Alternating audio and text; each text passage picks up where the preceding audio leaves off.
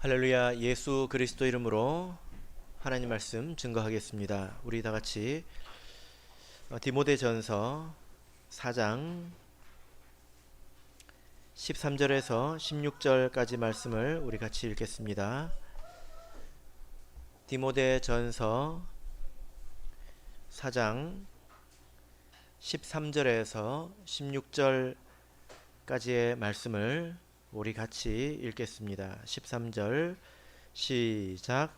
내가 이럴 때까지 읽는 것과 권하는 것과 가르치는 것에 창념하라. 내 속에 있는 은사 곧 장로의 회에서 안수 받을 때에 예언으로 말미암아 받은 것을 조심 없이 말며 이 모든 일에 전심전력하여 너의 진보를 모든 사람에게 나타나게 하라. 내가 내 자신과 가르침을 삼가 이 일을 계속하라. 이것을 행함으로 내 자신과 내게 듣는 자를 구원하리라. 아멘. 네, 오늘 이 시간은 일꾼의 본분이라는 제목으로 하나님 말씀을 증거하겠습니다. 세상에서는 이런 말 있지 않습니까? 사람마다 자기 밥그릇이 있다. 이런 말을 하죠. 그죠? 우리가 이것을 믿음 안에서 적용해 본다면 하나님께서 우리에게 일용할 양식을 주신다, 이렇게 우리는 받아들일 수 있습니다. 그런데 사람이 이렇게 자기 밥그릇만 가지고 태어나는 것이 아니라 또 하나의 그릇이 있습니다. 이제 이 그릇이 무엇일까요? 바로 일 그릇입니다. 각 사람에게는 자기 밥그릇만 있는 것이 아니라 일 그릇도 가지고 태어나는 거죠. 그러니까 이것은 섬김에 대해서 자기의 몫이 있다라는 것입니다. 우리가 세종례를 받을 때 이것은 예수님과 함께 분깃을 나누는 것이다, 우리가 이렇게 항상 배웁니다. 이것은 예수님에게는 예수님의 몫이 있고 또 우리는 우리의 몫이 있다, 그런 뜻입니다. 그래서 바울 사도는 이것을 어떻게 적용을 했냐면요, 그리스도의 남은 고난을 그의 몸된 교회를 위해서 내 몸에 채운다, 이렇게 표현했습니다. 예수님께서 고난을 받으시고 또 그 받으신 고난으로 자기 몫을 다하시지 않았습니까? 근데 하나님 나라의 모든 섬김 또 일을 예수님이 혼자 다 하시는 게 아닙니다. 예수님께서 상당히 중요한 부분을 하시죠. 그러나 남겨진 그런 섬김의 몫이 있고 또 고난의 몫이 있다라는 것입니다.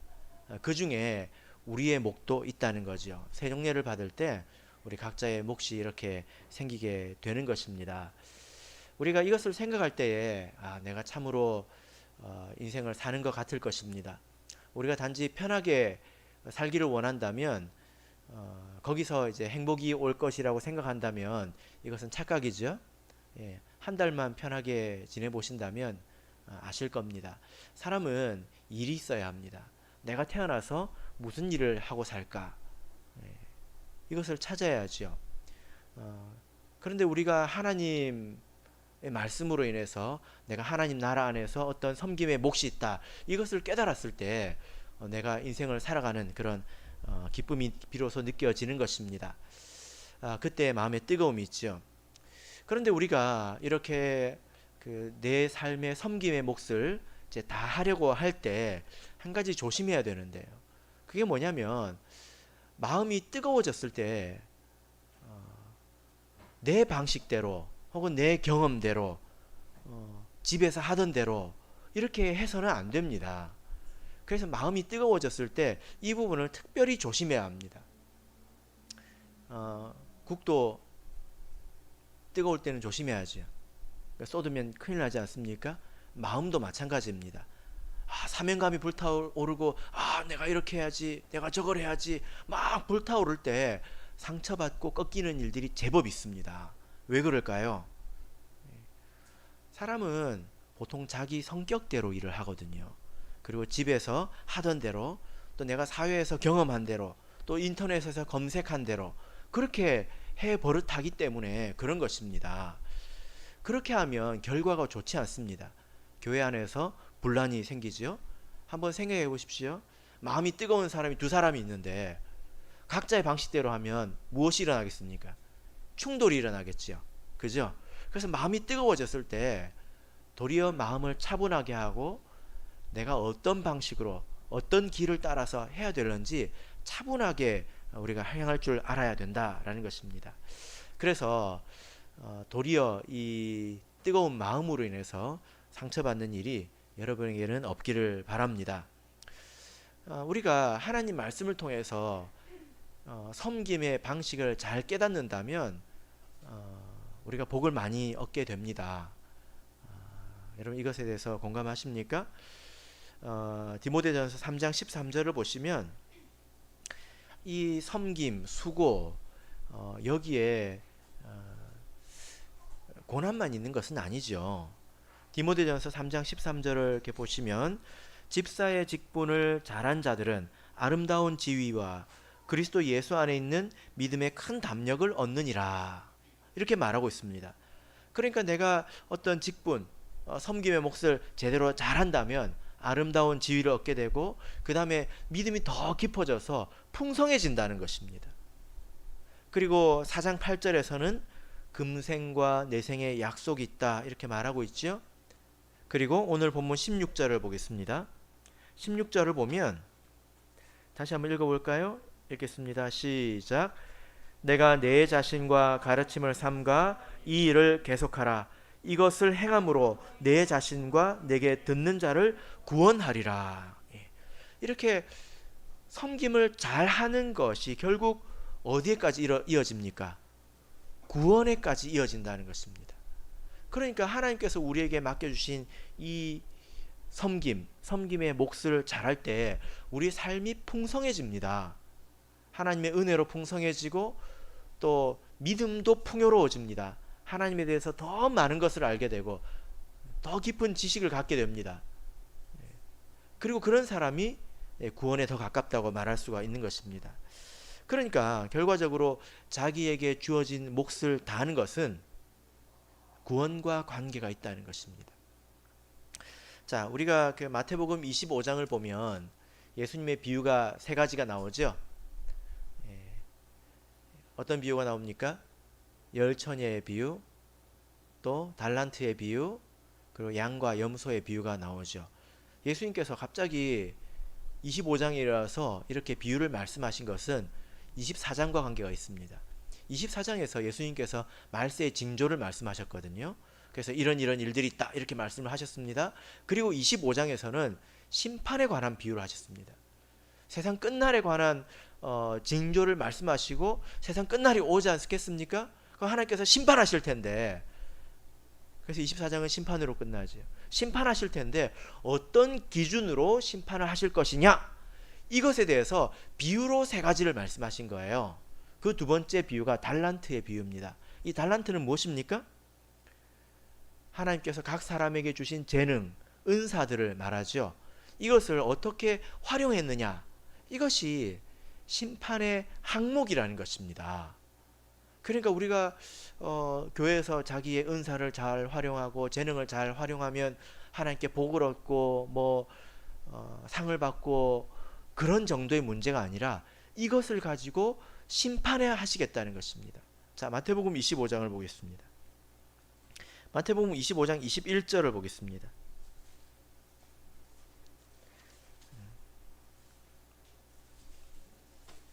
마태복음 25장 21절,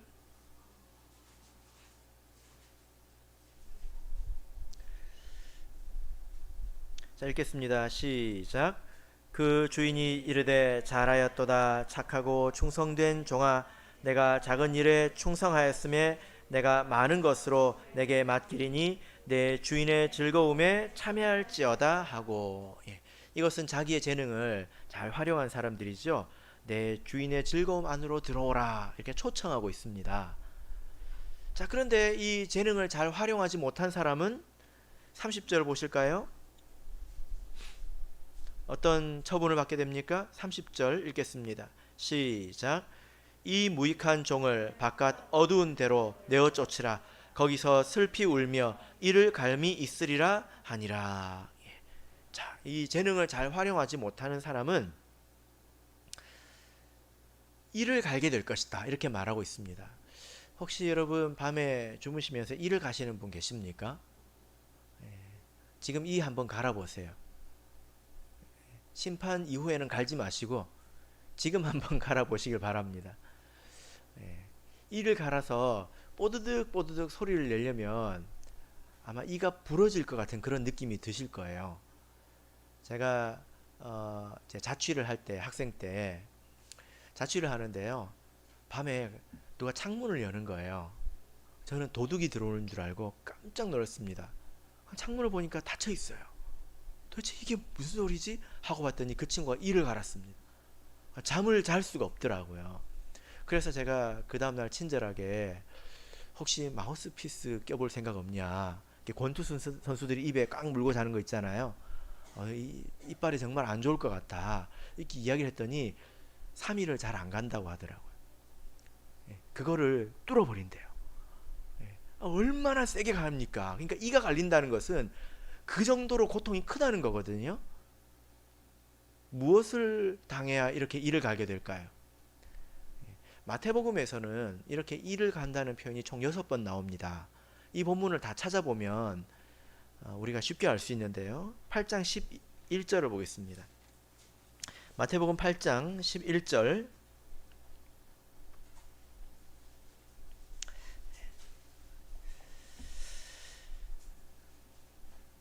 마태복음 8장 11절 12절 같이 읽겠습니다. 시작.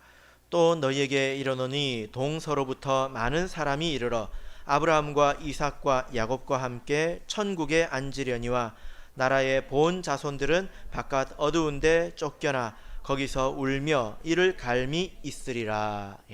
자, 여기 보면 11절에 12절이 서로 대조되죠. 11절에서는 천국에 앉으려니와 라고 말하고 있는데 12절에서는 울며 이를 갈게 될 것이다 말하고 있습니다. 그러니까 이 울며 이를 가는 것은 천국과 반대되는 것이죠. 그럼 이 이를 가는 것은 어디에서 일어나는 일입니까? 지옥을 말하는 것입니다. 그래서 13장 42절을 보시면 가라지들이 이를 갈게 됩니다. 예수님께서 하신 바 가라지의 비유 아시죠? 그리고 22장 13절을 보면 천국 잔치의 비유에서 예복을 입지 않은 사람들이 이를 갈게 됩니다. 그리고 24장 51절을 보면 외식하던 그 위선자들이 쫓겨나서 이를 갈게 됩니다. 그러니까 이 모든 것은 심판을 말하는 것이라는 것입니다. 그러니까 여러분 우리가 이런 믿음을 가지고 살아야 합니다. 나에게는 내 몫이 있다. 우리가 절대 이것을 잊지 말아야 합니다. 그래서 내가 이것을 최선을 다해서 해야 합니다. 이때 우리의 삶이 윤택해지고 믿음이 풍성해질 뿐만이 아니라 우리가 비로소 천국에 가까워지는 것입니다. 이것이 곧 믿음이라는 것입니다. 교회만 나오면 되지 그렇지 않죠? 교회만 왔다 갔다 하는 게 다가 아니죠. 물론 신앙이 어렸을 때는 또 초신자일 때는 이렇게 일을 시키지 않습니다. 어릴 때는 성장하는 것 자체가 일이지 않습니까? 아이들은 열심히 크는 것이 곧 일하는 것입니다. 그러나 우리는 그렇지 않지요. 그죠? 그래서 우리가 이런 일을 할 때는 반드시 내 마음대로 해서는 안 됩니다. 내 생각대로, 내 고집대로, 내 경험대로 해서는 안 됩니다. 그러면 그르칩니다. 실제로 하나님을 저도 이게 섬기면서 교회 일을 하면서 느끼는 것인데요. 자기 마음대로 하기가 정말 쉽습니다. 그래서 우리는 성경에 있는 하나님의 말씀, 또 특별히 하나님의 명령, 이것이 무엇인지 정말 마음을 많이 써야, 많이 쏟아야 우리가 하나님을 섬기는 데 있어서 실수하지 않습니다. 그래서 오늘 이 말씀을 보면 디모데 그 전서 말씀을 보면요, 지금 바울 사도가 디모데에게 많은 명령을 하고 있습니다. 자, 한번 보실까요? 11절부터 보시면 시키는 말을 이렇게 명령이라고 하지 않습니까? 이거 해라, 저거 해라. 11절부터 쭉 하고 나옵니다. 그래서 11절부터 보면 너는 이것들을 명해라, 명령해라. 이것은 해야 되는 것입니다. 그 다음에 가르쳐라. 이것도 해야 되는 거죠. 그죠? 그 다음에 12절을 보면 너는 본이 되어라. 이것도 명령입니다. 일은 이렇게 하는 것이라는 거죠. 그 다음에 13절에서는 창념하라. 이렇게 말하고 있습니다. 그리고 14절에서는 조심 없이 말라. 조심 없이 말라는 것은 무시하지 마라. 가볍게 여기지 마라. 이런 뜻입니다. 그 다음에 15절에서는 전심전력하라. 이렇게 말하고 있습니다. 그리고 16절에서는 삼가 이를 계속하라. 이렇게 말하고 있죠. 이것이 다 그 명령형으로 되어 있습니다. 우리가 이런 데 관심을 가져야 합니다. 이제 신앙이 어렸을 때는 또 마음이 그냥 그저 뜨겁기만 할 때는 하나님의 뜻과 상관없이 내 마음대로 섬깁니다. 근데 그것이 하나님의 입장에서는 기특하긴 할지 모르겠지만 별로 달갑지 않습니다. 그리고 실제적으로 큰 도움이 안 됩니다. 그런 섬김은 해를 거듭하면서 그렇게 실수도 하고 실패도 하고 헛수고도 하고 허무도 느끼고 그러면서 결국 알게 되는 것은 성경에서 너무나 지당하신 말씀처럼 느껴지지만 하나님이 하라고 하신 그것을 힘써 하는 것이 가장 좋다는 것을 우리가 결국 깨닫게 됩니다. 그래서 많은 교훈들이 있지만 특별히 이거 해라 라고 하는 것은 우리가 꼭 실천하려고 노력해야 되겠죠. 이것으로도 우리 인생이 아마 벅찰 것입니다. 자, 그래서 오늘은 13절부터 이 명령의 의미를 우리가 하나씩 새겨보도록 하겠습니다. 자, 13절 먼저 다시 읽어보겠습니다. 13절 읽겠습니다. 시작. 내가 이를 때까지 읽는 것과 권하는 것과 가르치는 것에 창념하라. 창념하라. 창념하라는 것은 이 생각을 붙들어 놓으라는 것입니다. 생각을 메워 놓으라. 거기다 고정시키라는 거죠. 어디다가 생각을 고정시키라고 말하고 있습니까? 읽는 것과 권하는 것과 가르치는 것. 여기에 네 마음을 붙들어 놓아라, 메워 놓아라 라는 것입니다. 이 읽는 것과 권하는 것과 가르치는 것은 예배 가운데서 성경을 낭독하고 그리고 성경 말씀으로 위로하고 또 성경 말씀으로 깨닫게 해주는 것을 말합니다. 여기에 마음을 고정시키라는 것입니다. 사실 교회 사역을 해보면 굉장히 다양하지 않습니까? 먹고 교제하고 뭐 이런 일들도 상당히 많이 있죠. 그죠? 그런 일들이 상당히 많이 있는데요. 우리가 자칫 잘못하면 마음이 분산되기가 굉장히 쉽습니다. 그래서 말씀을 듣는 것은 그냥 항상 하는 것인 그냥 것처럼 생각하기가 쉽습니다. 그러나 그래서는 안 된다는 거죠. 여러분이 생각하실 때 교회에서 가장 중요한 일이 뭐라고 생각하십니까? 교회에서 가장 중요한 일은 예배입니다. 이게 가장 중요합니다. 교회 여타의 많은 일들은 전부 예배를 위해서 하는 것입니다. 이 예배 시간에 신령과 진정으로 진리 안에서 영 안에서 하나님과 교제할 수 있도록. 왜냐하면 뭐 누구나 그렇게 바로 되는 게 아니거든요. 교제도 필요하고, 그죠? 또 노는 것도 필요하고 여러 가지 활동이 필요하지 않습니까? 그런 것들을 하는 이유가 무엇입니까? 이 자리에서 하나님과 대면할 수 있도록 하려고 하는 것입니다. 이게 가장 중요하다는 거예요. 그런데 여러분들도 느끼시겠지만 내가 전하는 사람의 입장에서 혹은 또 듣는 사람의 입장에서 예배는 디폴트라고 하죠. 기본 옵션입니다. 제껴놓고 다른 것에 특별한 행사에 마음을 쏟기가 얼마나 쉽습니까?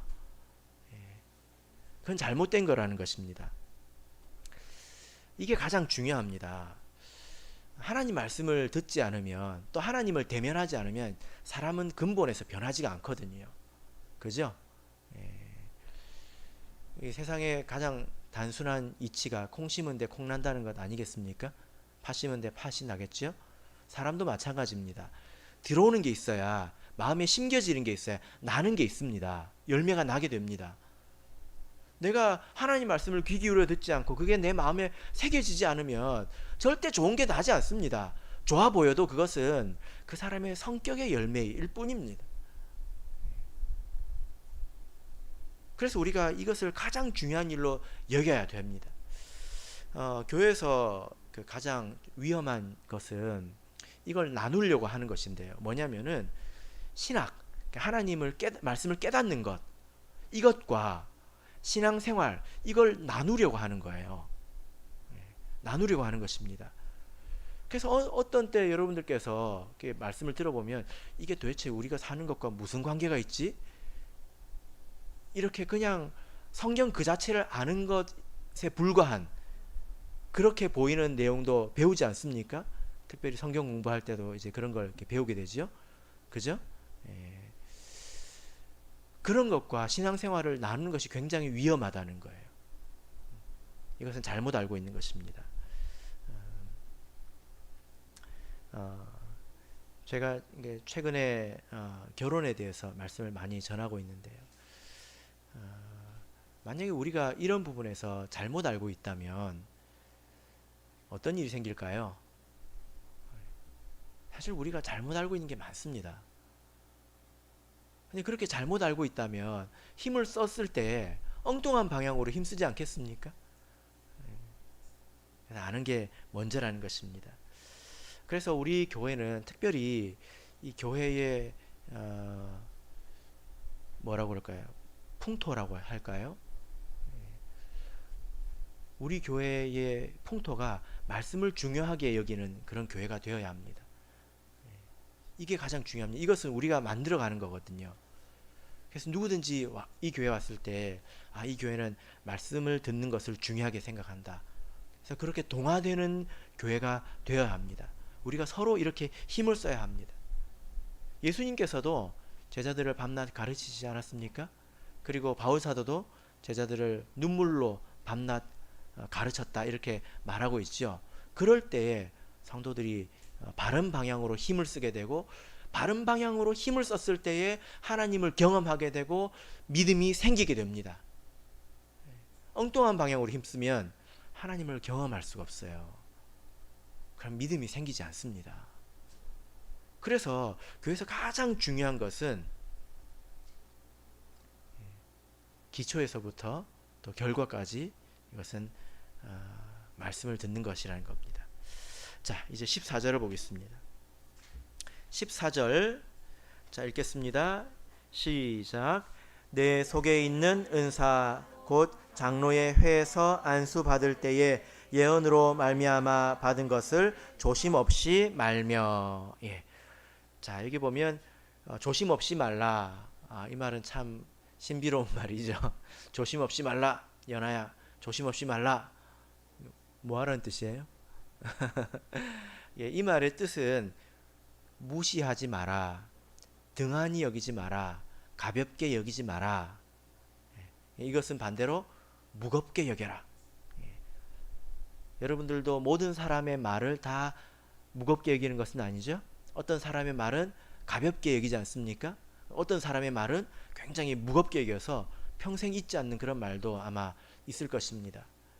근데 디모데에게 장로의 회에서 예언으로 받은 것을 무겁게 여기라. 마음의 중심에 딱 이제 무게를 잡고 두라는 것입니다. 디모데가 이 장로들의 모임에서 안수를 받았을 때 예언이 나타났는데요. 이 안수는 장로의 회는 교회의 공식적인 그런 총회 같은 것입니다. 거기서 일꾼으로 안립받은 것을 말합니다. 안식일에 안수를 받았다 이런 뜻이 아니라 안립받았을 때 그때 예언이 나타났다는 거예요. 어떤 예언이었을까요?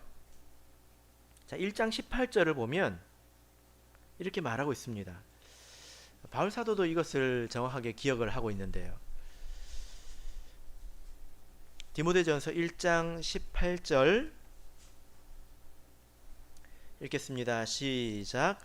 아들 디모데야, 내가 내게 이 경계로서 명하노니 전에 너를 지도한 예언을 따라 그것으로 선한 싸움을 싸우며. 예. 여기 보면 그 예언의 내용이 무엇이었습니까? 너를 지도한 예언이었다라는 것입니다. 그냥 구체적으로 어떤 내용인지는 모르겠지만 사실 성경에 다 녹아 있을 겁니다.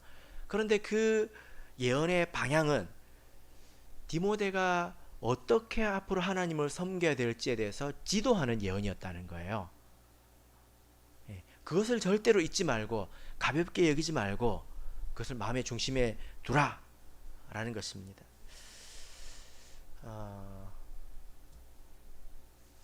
여러분들께서는 이렇게 예언을 받아보신 적이 있는지 모르겠는데요. 이런 일은 특별한 일이죠. 그죠? 만약에 이렇게 예언이 없으면 하나님의 지도하심이 없는 걸까요? 그렇지 않습니다. 하나님께서는 모든 일꾼들을 다 지도하십니다. 다 인도하십니다.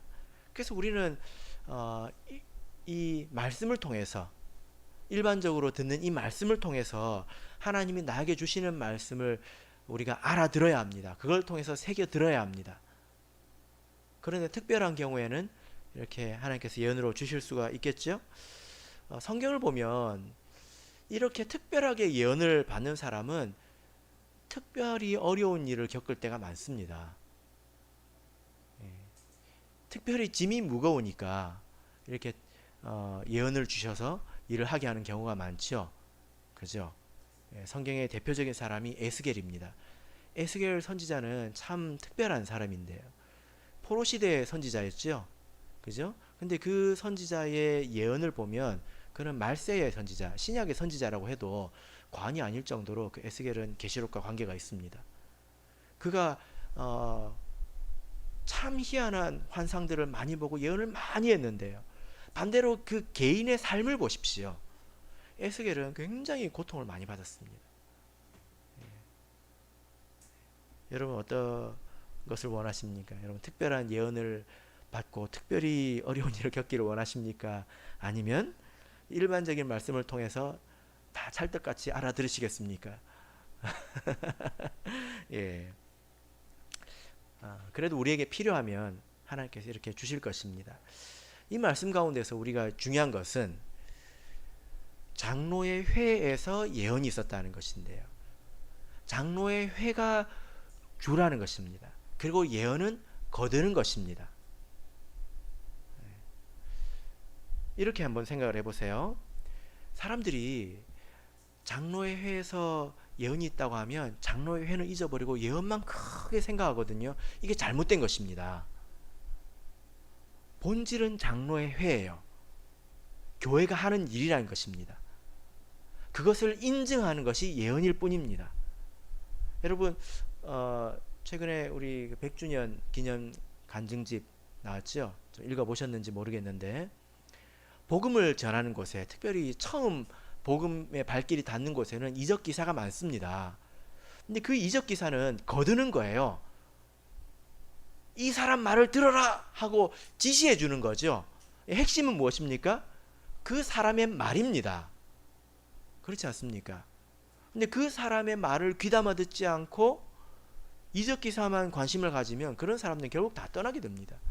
우리 한국도 마찬가지인데요. 초창기에 얼마나 이적 기사가 많이 있었는지 모릅니다. 근데 그런 것을 겪은 사람들이 다 지금 믿음 안에 남아 있지 않습니다. 뭐가 핵심, 본질이고 뭐가 거두는 것인지를 잘 몰랐던 거예요. 그런 것처럼 장로의 회에서 디모데라는 사람을 일꾼으로 세우고 그 사람을 어디로 파송하고 사명을 주는 것이 본질이고 그것을 돕는 것이 예언이라는 거예요. 중요한 것은 예수님께서 교회의 머리가 되셔서 교회를 통해서 역사하고 계신다는 것입니다. 그래서 우리는 이 교회를 통해서 나에게 주어지는 사명, 책임, 이것을 예언처럼 우리가 무겁게 받들어야 된다는 것입니다. 아마 정말로 이것은 신앙생활을 거꾸로 하는 것인데 어떤 사람이 예언을 한번 받았어요. 아마 죽을 때까지 잊지 않을 것입니다. 내가 그때 하나님이 나한테 그렇게 말씀하셨어 하면서 잊지 않을 것입니다. 근데 그걸 언제 어디서 받았는지는 무슨 말인지 이해되십니까? 예언이 우상이 될 수 있습니다. 하나님은 항상 이 교회를 통해서 또 이 말씀을 통해서 우리를 지시하시는데 그 말씀이 계속 전진해 나가고 있는데 나는 옛날에 그 예언에 나는 예언을 받은 사람이라는 그것에 매여 있는 거예요. 그럼 그게 우상이 되지 않겠습니까? 중요한 것이 무엇입니까? 교회입니다. 교회가 여러분들에게 무엇을 부탁했느냐, 여러분들을 무엇으로 세웠느냐, 이게 가장 중요합니다. 우리 신학을 지원하는 청년들이 이런 고민을 한 번씩 하는데요. 하나님이 정말 나를 세우셨을까? 하나님이 정말 나를 부르신 것일까? 신학을 지원하기 전에 고민을 많이 합니다. 해봐야죠. 그런데요, 고민이 너무 깊어지면 시험에 듭니다. 그러면 제가 이제 간혹 그런 대화를 나눌 때 제가 이렇게 물어보거든요. 만약에 당신이 그런 확신을 받았다, 예언을 받았다. 근데 교회가 당신을 떨어뜨리면 뭐냐? 그러면 당신은 시험 볼 필요가 있냐?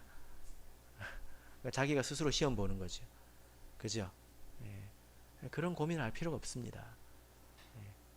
그게 궁금하기 때문에 내가 심판을 받는 거예요. 내가 심사를 받는 것입니다. 무슨 말인지 이해되십니까? 하나님께서 교회를 통해서 역사하시고 세우시기 때문에 그것이 중요하다는 거예요. 그래서 디모데는 이 예언의 말씀을 가볍게 여기지 말아야 되겠지만 그게 장로회에서 디모데를 일꾼으로 세울 때 있었다는 것을 우리가 기억해야 합니다. 그런 것처럼 오늘 우리도 하나님께서 나를 무엇으로 세우셨느냐, 이게 중요하다는 거예요. 이게 본질이고 핵심이라는 것입니다. 이것을 절대로 가볍게 여기지 마시고 최선을 다하시기 바랍니다. 자, 이제 15절을 보겠습니다. 디모데전서 4장 15절 같이 읽겠습니다. 시작. 이 모든 일에 전심전력하여 너의 진보를 모든 사람에게 나타나게 하라. 자, 이 말씀은 이 모든 일에 전심전력하라. 그래서 너의 진보가 모든 사람에게 나타나도록 이렇게 되어 있습니다. 명령은 전심전력하라는 거죠. 이 전심전력하라는 원문을 보면 두 가지의 명령으로 되어 있는데 첫 번째 명령은 숙고하라는 것입니다. 고민하라는 것입니다. 그리고 두 번째 명령은 그 안에 있으라. 그 안에 있어라. 떠나지 말라는 거죠. 그러면 진보하게 된다는 것입니다. 진보하게 됩니다. 하나님은 진보하지 않으시죠? 그죠? 하나님은 진보하지 않으십니다. 왜냐하면 하나님은 완전한 분이기 때문에 더 이상 진보할 수가 없어요. 그죠? 하나님이 거짓말 하실 수 없는 것처럼 하나님은 진보하실 수도 없습니다.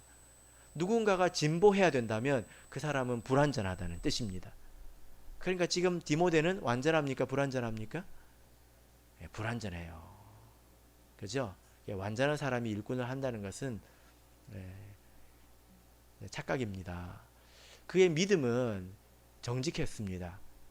그의 믿음은 거짓이 없다고 바울 사도가 인정하고 있죠.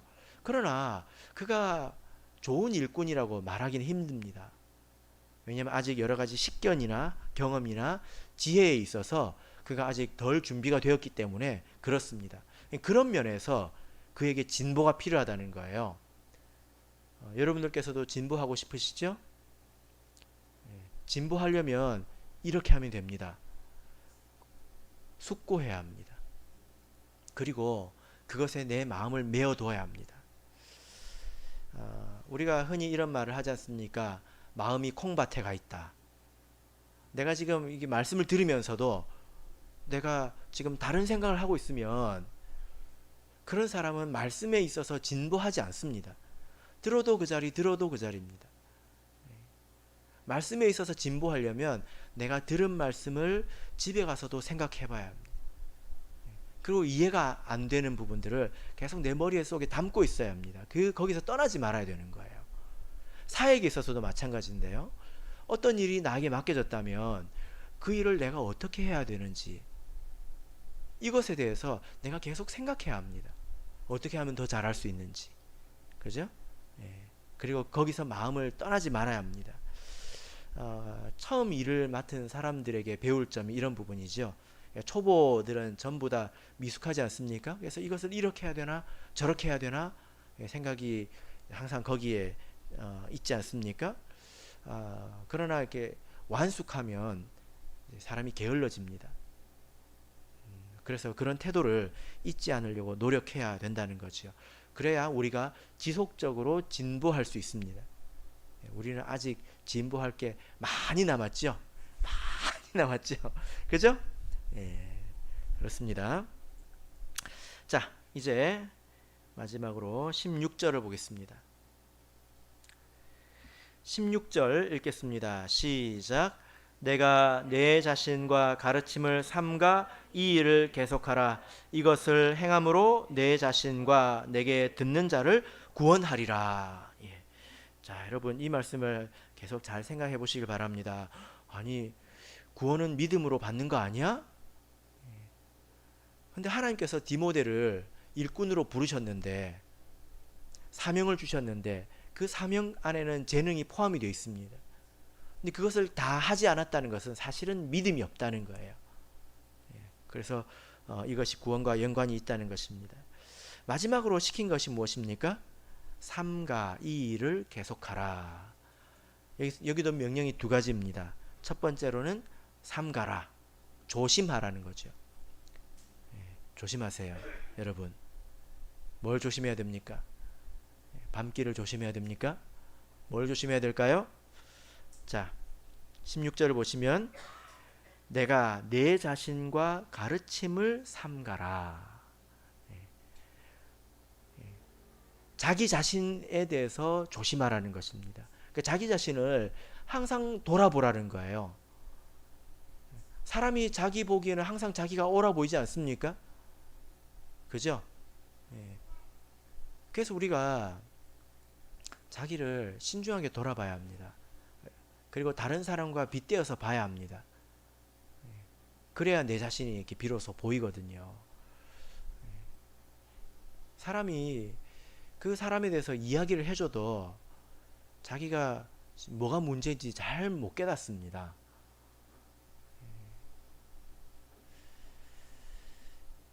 그리고 내 가르침을 삼가라. 지금 디모데가 가르치고 있는 것이 바른 것인지 계속 삼가야 된다는 것입니다. 그리고 마지막에는 이 모든 일들을 계속하라. 명령하고 또 가르치고 창념하고 본이 되고, 그죠? 또 이 가볍게 여기지 말고 이런 일들을 계속하라는 것입니다. 여러분 세상에서 제일 어려운 일이 무엇입니까? 신앙생활하면서 여러분은 무엇이 제일 어려운 것 같아요? 말씀이 어렵습니까? 아니면 기도가 어렵습니까? 전도가 어렵습니까? 뭐가 어렵습니까? 제가 보니까 뭐든지 계속하는 게 제일 어려운 것 같습니다. 어느 날 막 감동을 받아가지고 집에 가서 성경을 30장 읽고 잠들어요. 하나님 말씀이 꿀처럼 달아요. 그 다음날에도 30장을 읽을까요? 이것을 꾸준히 하는 것, 계속하는 것이 참 어렵습니다. 그렇지 않습니까? 예. 왜냐하면 사람이 성과에 예민하거든요. 그죠? 근데 이런 일들은 사실 성과가 눈에 드러나지 않는 일들이 대부분입니다. 그렇죠? 예표적인 사건이 있는데요. 노아가 방주를 지은 일입니다. 우리가 성경을 통해서 보면 노아가 방주만 지은 게 아니에요. 베드로 후서 2장 5절을 보면 오직 의를 전파하는 노아와 이렇게 말하고 있는데, 노아가 배를 만들면서 사람들에게 자기가 받은 계시에 대해서 계속 전파했다는 것입니다. 계속. 그 일을 얼마나 했습니까? 120년 동안 하지 않았습니까? 얼마나 힘들었겠어요. 그죠? 얼마나 힘들었겠습니까? 왜냐하면 내가 이제 어떤 사람에 가서 야, 지금 하나님께서 이렇게 심판하신데 우리 빨리 이렇게 방주를 만들자. 누가 와서 좀 그래? 하고 좀 도와주고 힘을 보태야 힘이 날 거 아니에요. 그리고 같이 들어가야 힘이 날 것 아닙니까? 보람도 있을 거 아니에요. 근데 그런 사람이 하나도 없어요. 100년이 넘도록. 결국 뱃속에 들어간 사람은 뱃속이 아니죠. 배 안에 들어간 사람은 몇 명입니까? 노아 그 가족 8명밖에 없잖아요. 그걸 견디는 게 노아에게 제일 큰 어려움 아니었겠습니까? 우리 신앙생활도 마찬가지인데 이게 뭐 하루 이틀 해가지고 열매가 확 보이고 한두 달 해가지고 열매가 확 보이고 그런 게 아닙니다. 그죠? 예. 물론 진보가 없는 것은 아니에요. 그러나 우리가 이렇게 체감하기에 성과가 없다고 느끼기가 쉽습니다. 그런 일에 우리가 계속 힘을 쓰는 것은 정말 힘 빠지는 일이거든요. 그죠? 네. 그래서 우리가 이렇게 이런 일들을 믿음을 가지고 계속하는 것. 지난 시간에도 말씀드렸지만 이 디모데 시대 바울이 이제 바울이 자기 인생의 막바지에 이르고 그때는 이미 교회가 굉장히 급격하게 쇠락해가는 그런 때였습니다.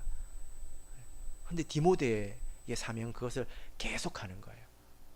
디모데 후서에 보면 때를 얻든지 못 얻든지 전도에 힘쓰라 그렇게 말하고 있잖아요. 바울 사도도 지금 한 명도 전도 못하고 있거든요. 근데 전도하라고 하고 있습니다. 그게 중요한 거예요. 그게 우리의 믿음입니다. 운동선수들이 그러지 않습니까? 달리기 100m 달리기 한번 생각해 보십시오.